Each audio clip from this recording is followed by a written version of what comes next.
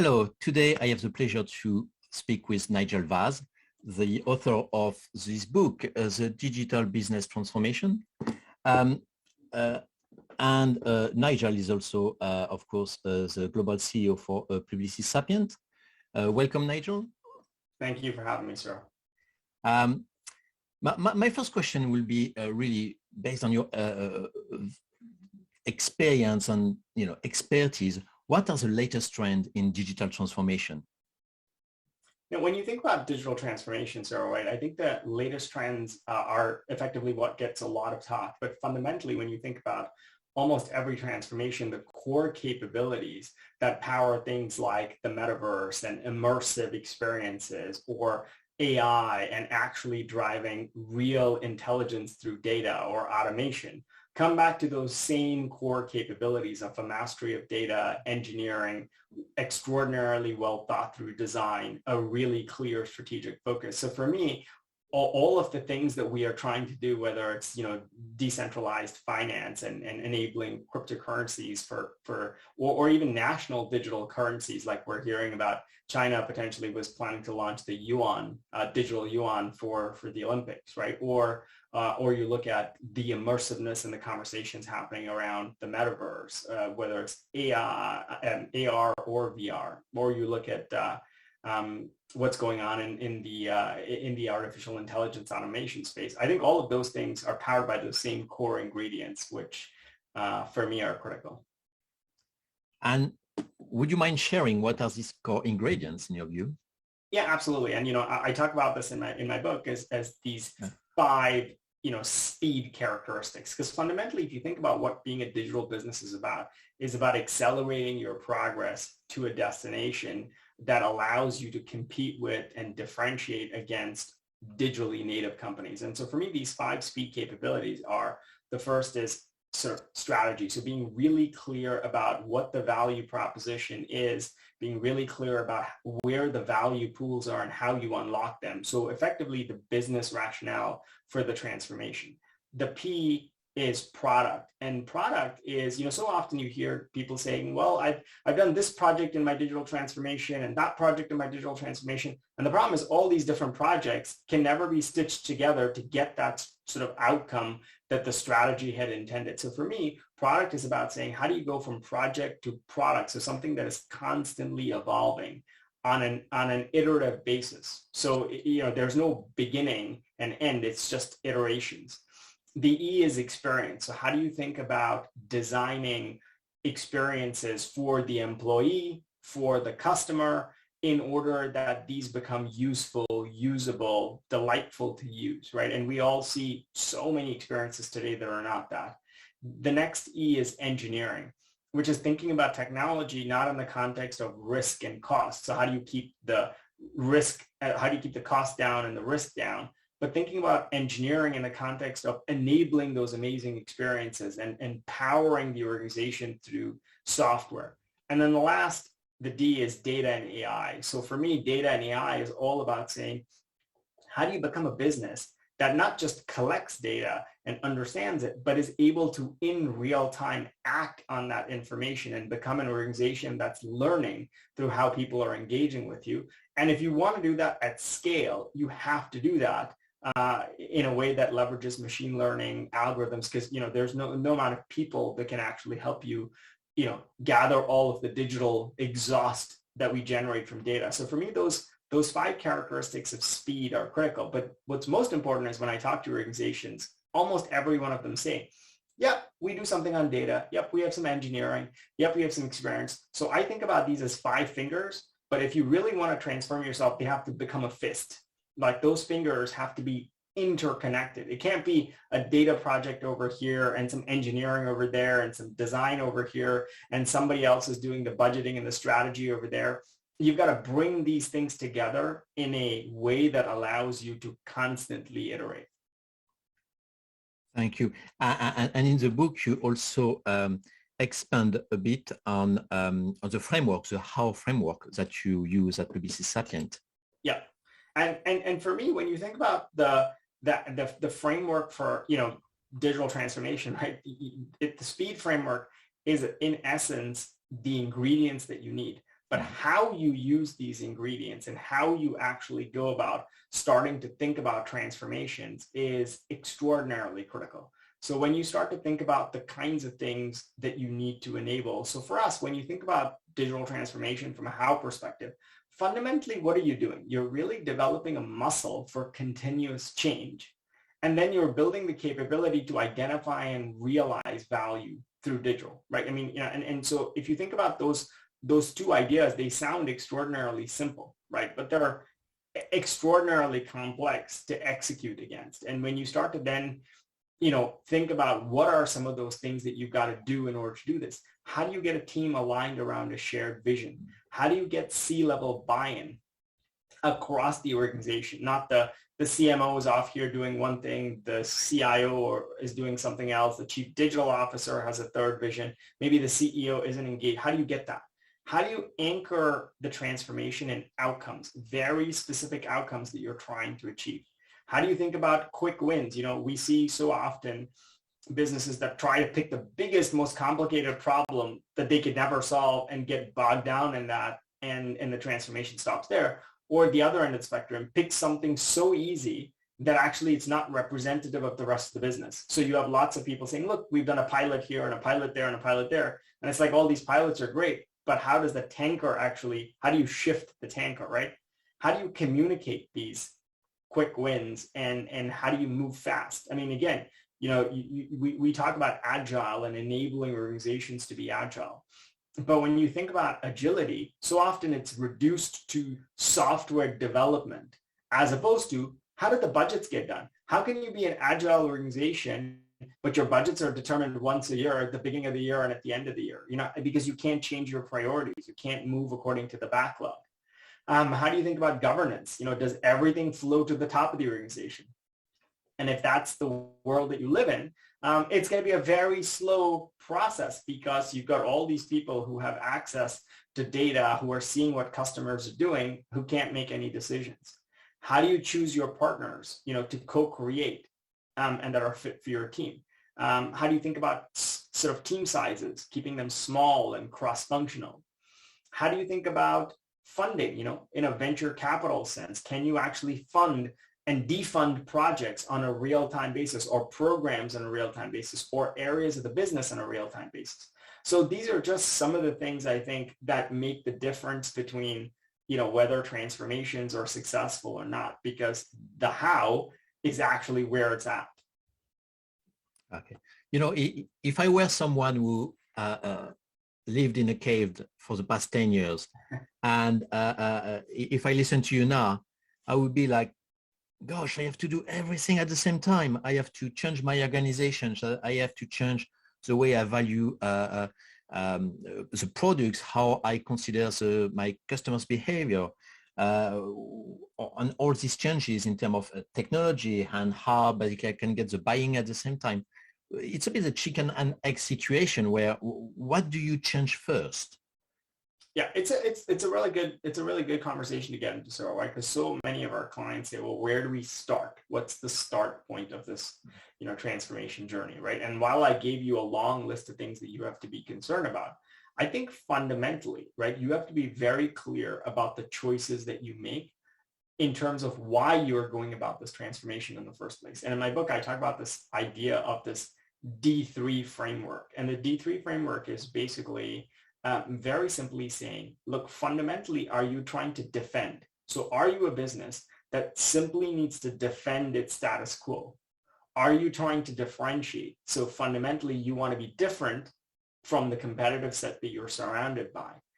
Or do you want to fundamentally disrupt the industry that you're operating? So defend, differentiate, and disrupt. And I think once you broadly are clear about if the transformation is primarily anchored around defending for the most part in the majority of your business, but in one area of the business you're trying to differentiate, it creates a focus, as opposed to what you often find is without the clear thought process of where you are on the spectrum, you've got some parts of the organization trying to differentiate, some trying to defend, others trying to be extraordinarily disruptive. And the resources of the organization kind of are fragmented and spread out and not clear.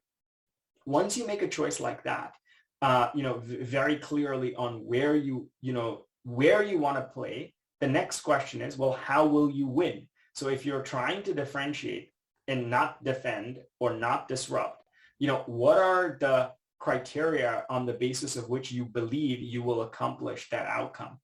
And being very clear about what those are. And for me, that's got to be the start point of any transformation, because if you don't start with a clear sense of what kind of value you're trying to unlock, the other big challenge you have is so often many of these things get started and millions of dollars, sometimes even tens of $1 million are spent. And folks then look back and say, well, we're not sure exactly if we were successful or not. Well, if you didn't start off with, a plan and a clear idea of how you were going to succeed, it's very hard to then measure success retrospectively. Yeah. What in your views has been the most successful or best examples of digital transformation projects that either you have delivered at Publicis.Sapient or that you've seen on the market? Yeah, I mean, look, I'd say there's a lot of work that we see and do across a number of organizations, right? So Publicis.Sapient obviously works across a number of different industries. And I'd say I'll pick a couple just to give you some examples of, what these look like, right? And one example I pick is public sector example. Now, you don't think about public sector in the context of transformations, but if you think about it, public sector has lagged so many other industries, right? Because for the most part, unlike companies who have customers, most of us are citizens of countries or citizens of, or live in cities and states where we have no choice, but we have to deal with the government. When you want to go get a driver's license or you want to, get planning permission to build a house or what have you. So one of the transformations that we actually drove, very recently, which was extraordinarily powerful, was in a very slow moving, government organization in the United States, in a particular state. To start to get them to think about themselves like a digital storefront for their citizens. So every single aspect of how a citizen interacts with the government starts to become like how you would deal with a private sector organization. And, you start to think about the customer journeys. You start to think about how a citizen would actually authenticate themselves, how they would actually not have to give you the same data multiple times.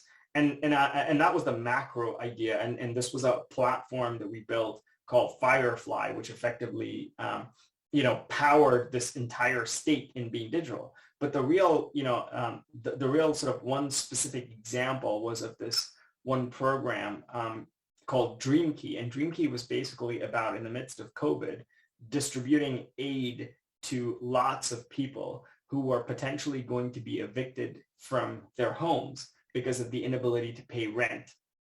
And what was incredibly powerful about this is historically, there would have been no way, unless the organization had already begun to transform itself, to do this in a non-digital fashion, because the demands, we were faced with a crisis of epic proportions. It was affecting, millions of people.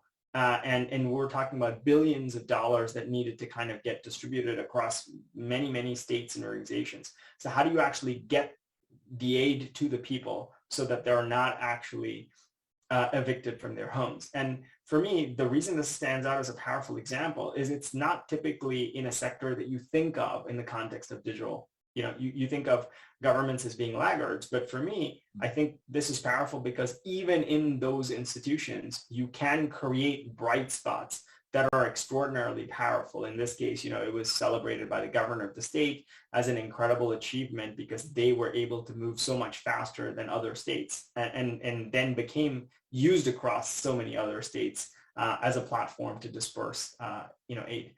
Another, fantastic example is, and I'm sure some folks will guess this pretty easily, right, is a very large, media company that basically, was in a extraordinarily competitive situation with Netflix, with so many of the other streaming platforms out there, and whose content was delivered on those streaming platforms, and then who made a business bet to effectively say, we are going to become a digital organization.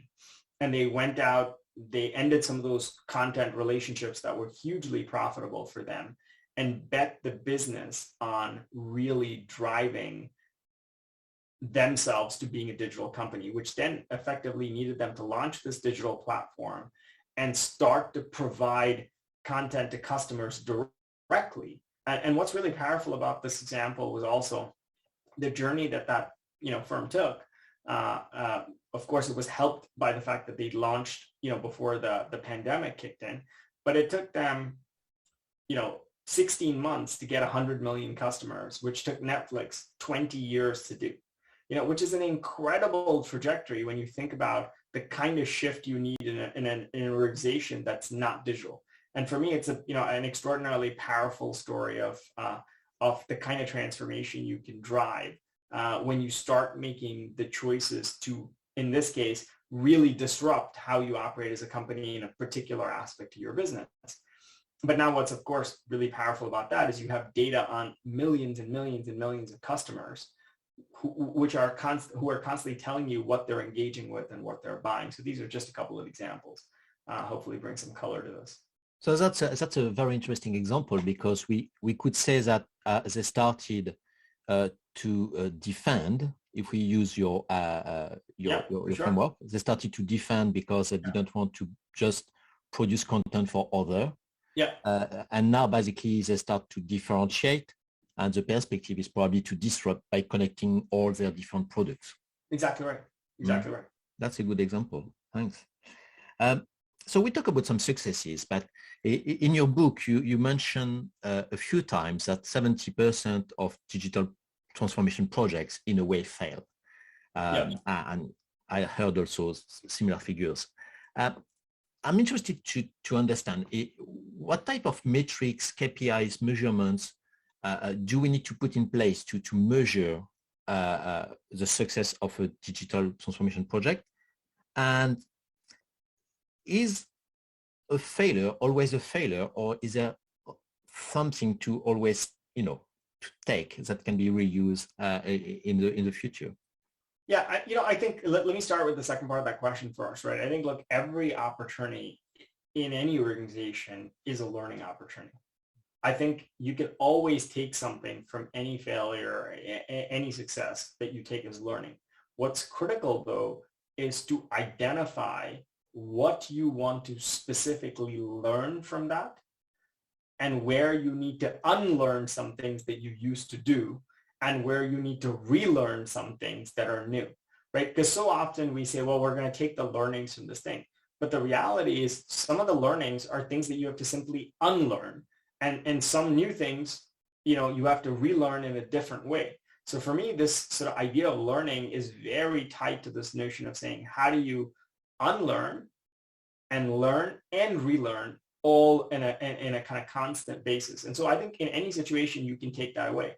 But the most important thing is, and the reason I say relearn and unlearn are as important as the learnings that you take away, is because so many times what you see is that the core symptoms of why things were challenged or failing perhaps are addressed, but the root cause issues are not addressed. So what you have is, okay, you've addressed all the symptoms, but actually the core fundamental root cause issues that created those symptoms, you haven't changed. And in which case the organization doesn't learn. So if I then go back to the first part of your question, right, and start to talk about, the KPIs can be innumerable KPIs depending on what you determine, right?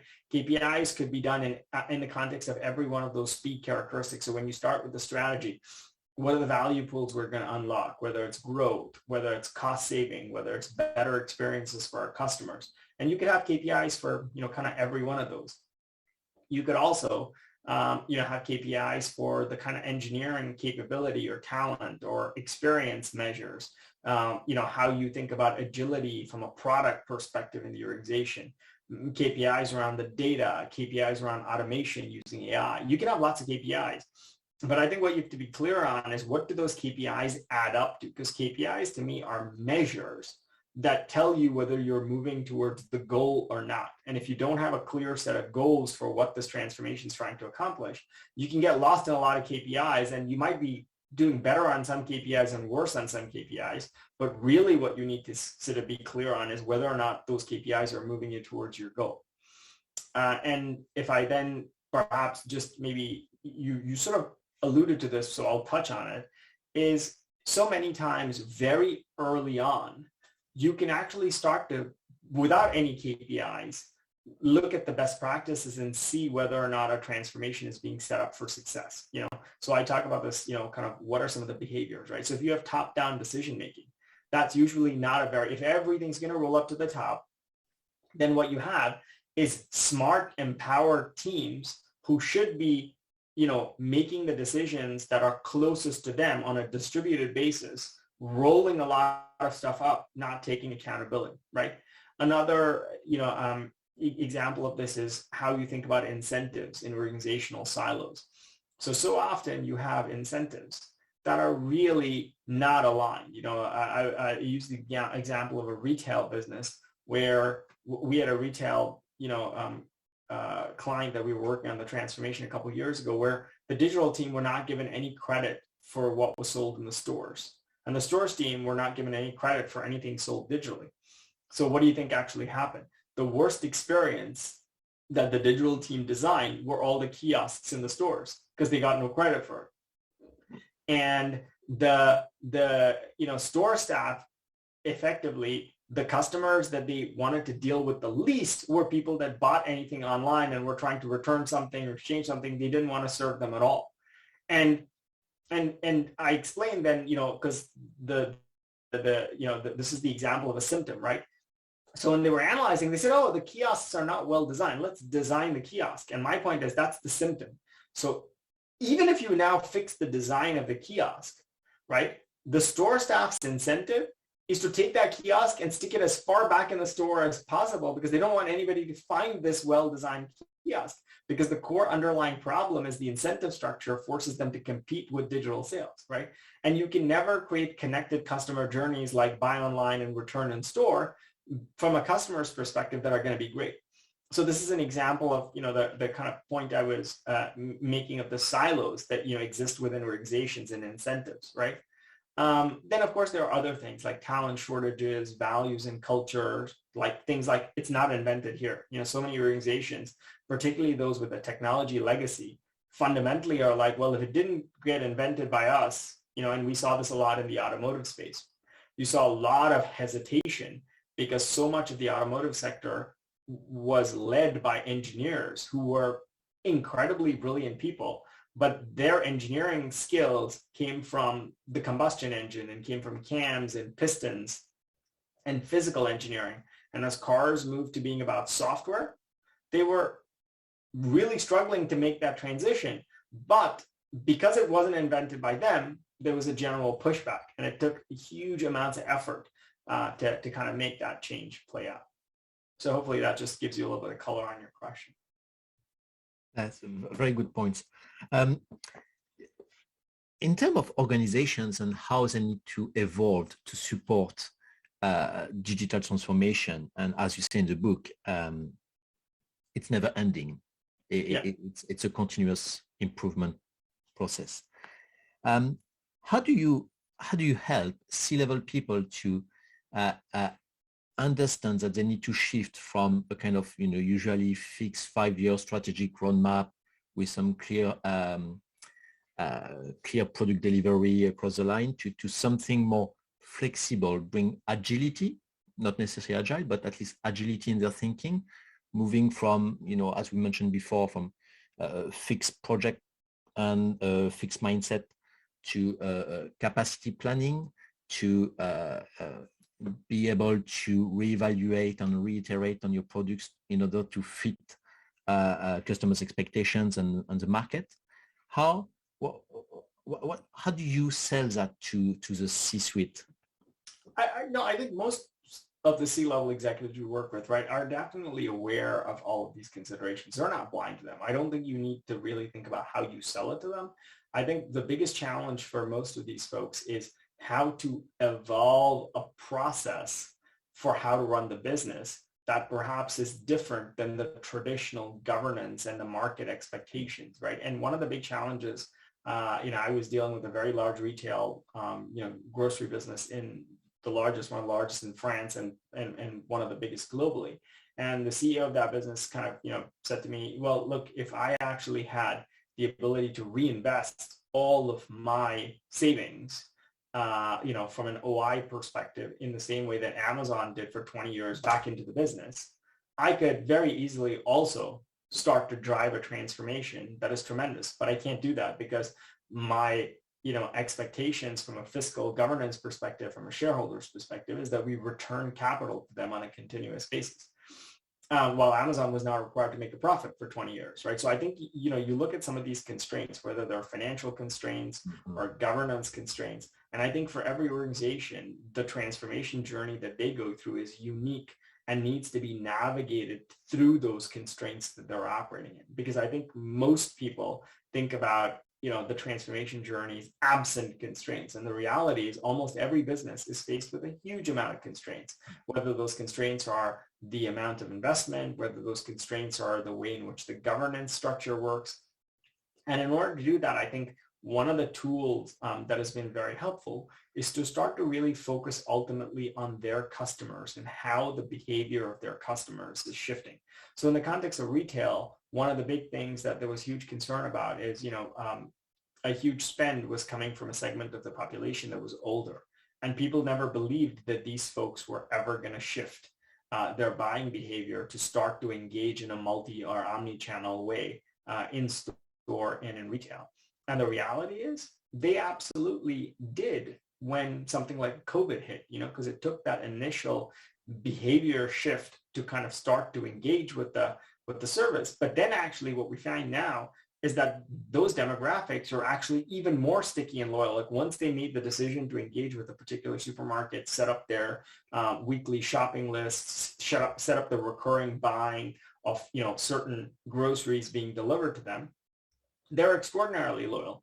And the way in which they needed to be engaged was very different. So one thing that we always think is very helpful for organizations to start to think about themselves is, how is your customer shifting?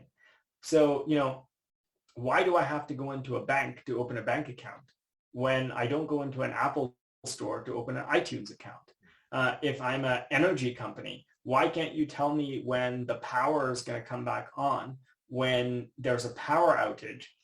Why can't you tell me when it's going to come back on with a specific certainty when Uber can tell me when my car is actually going to be outside my house, irrespective of the traffic? And that's because those businesses are designed to take into account all of those things. And so when you hold these examples up, I think, to a lot of businesses, whether it's the energy company I'm talking about or the retail business I'm talking about, then you start to actually put the changes that they need to make into context of why they need to make these changes, because the audience, the customers that they're serving, are changing. That's kind of one change. The second change that I think is helpful to contextualize, right, is business model change, because the people that they used to compete with, the business models are fundamentally shifting. And, I mentioned the automotive industry kind of earlier, and you started to see this. The healthcare space is the same thing. When you have remote diagnosis and you can actually scale a doctor to touch X many more people, how do you actually think about that in the context of a business that's non-digital from a healthcare perspective, that only engages with people in person? How do you think about instrumentation and data providing information about a patient to a doctor on a real-time basis, giving them far more accurate information than a one-time check? How many times did you ever go to a doctor and they took your blood pressure and you're wondering, well, you're taking my blood pressure now, but you don't know what happened 10 minutes before, and you don't know what's going to happen 10 minutes now. So your data point is that one data point, as opposed to, you could wear a blood pressure cuff that's instrumented that gives me data over a month. And as a doctor, I probably don't need to see you, but that data will allow me to diagnose perhaps the issue that you're having far more accurately, right? So when you start to, so the first is customers, the second is the business model, because the business models and the competition and the people you compete with are kind of different. And that's another reason why an organization needs to kind of change or ground itself in change. The third is technological change. There's so much change happening in technology. I mean, again, whether you're in healthcare or in the automotive space or in retail, I mean, look at retail with, Amazon basically now putting out fashion stores which are entirely, technologically enabled, like the ones they've just announced, or, grocery stores where you don't have to pay, right? And or engage with anybody in the store. You can take your products and leave. So technological change, again, causes some re-examination because those stores, they don't have staff. Because they don't have staff, they don't have to operate by traditional regulations of when stores need to close in many countries, because those regulations are based on people and not making people work, on a Sunday or on a public holiday or beyond a certain hours. Now these stores are like giant vending machines. So you got customer change, you've got, kind of business model change, you've got technological change. And then the last one I would say is societal change, where the expectations of society from the role that business plays is different. And for me, these 4 buckets of change are in fact the best avenue to determine what kind of transformation an organization can sustain, and oftentimes provides the context for why they need to change. Thanks. That was a very good, very long and excellent explanations. And I also worked on the energy project where we had to kind of alert the customer if there was a blackout. And what we discovered is that there was no way to know where the blackout happened because they didn't have the sensors on the grid. Correct. Correct. Yeah. And so in energy, I mean, we do a lot of work in energy, right, where the grid isn't instrumented, and then they have no systems within the organization to bring together all of this data down to the level of a specific customer so you can give them a specific answer. But that's not that complicated, right? Because, in the old days, a customer was okay standing in the middle of the street and while it's raining, waiting for a taxi to go by. Today, most of us don't do that. We expect that Uber will know exactly where the Uber is. If there's traffic, we'll know how long it's going to take for him to be at that point. Because they've connected a lot of disparate systems like weather, traffic, and delivered us a way in which to engage with that. So there's no reason why, if you instrumented the grid and you actually started to connect all of that data in the context of a customer, you couldn't be extraordinarily precise and say, it's going to take us this much time to fix this particular aspect of the grid, and the power is going to come back at that time. But we see that, and this is exactly why I think digital transformation, from my perspective, or digital business transformation, is fundamentally about not the technology, but fundamentally about reinventing a business for a world that is increasingly digital. I mean, that's essentially why my book is titled Digital Business Transformation, because so often people reduce digital transformation to be about technology. And for me, it's about reimagining every aspect of what a business does or even indeed a government does in the context of a world that is increasingly digital. Excellent. In your view, what are the current business problems that digital transformation cannot solve or cannot support? It's a tough question, right? Because I'm of the opinion that actually, if you think about every problem, including, for example, some complex problems like climate change, right? Mm-hmm. I feel like, I'll just say climate change as an example, because so often, technology is at the core of how, climate change is discussed, right? Because I mean, if you go all the way back into history, right, you'd probably say, in the late 1800s, early 1900s, when James Watt invented, the steam engine, right? From there on, a lot of the climate problems we've had have been created primarily due to mechanical, the mechanization and industrialization of the world, right? But when you sit here today and you look at, the challenges that so many governments and people around the world are facing when it comes to managing emissions, or thinking about how to reduce single-use plastic, or thinking about how to evolve from perhaps a consumption basis consuming food that is significantly less environmentally, detrimental, right? All of those things have technology at the core. So I'll just use, a couple of examples, right? So food waste is an example. When you start to think about food waste, a huge amount of food waste comes from the inefficiency across the entire supply chain of where products are, how many of those products are needed from a consumption perspective, and what is the source or the origination of that product, and how long can that product be stored in a way that still allows it to be consumed. And if it can't be consumed in a particular area, perhaps there are other areas, even outside the organization that's selling them, for example, that they can be distributed to, right? When you start to think about that, that's fundamentally a problem of, how do you use blockchain to actually identify the origins of, something from farm to table? How do you think about the data of how products are moved around an ecosystem? When you look at that, technology has a big role to play. When you then start to think about something like carbon emissions, we launched a platform called emissions, which is all about helping some of the biggest companies in the world actively manage their emissions in order to start to really look at every single aspect of the business and start to highlight alternatives and ways in which to mitigate and manage that. So for me, actually, my feeling is technology in many respects, when you think about reuse, right?